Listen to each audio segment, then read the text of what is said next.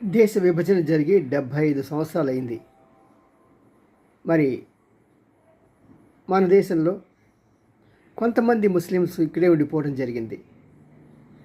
అప్పుడు కనుక అందరూ వెళ్ళిపోయి ఉంటే సమస్య ఉండేది కాదు. ఎందుకంటే అప్పుడు మతపరంగా దేశ విభజన జరిగింది కాబట్టి ముస్లిమ్స్ అంతా పాకిస్తాన్లో ఉండి హిందూస్ అంతా కూడా భారతదేశంలో ఉంటే బాగుండేది.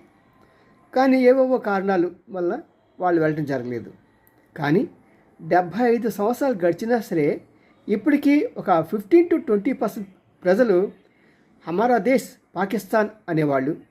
రెండోది, మాకు అవకాశం ఇస్తే మేము పాకిస్తాన్ వెళ్ళిపోతాము, అక్కడ సెటిల్ అవుతాము అని చాలామంది దృఢ అభిప్రాయంతో ఉన్నారు.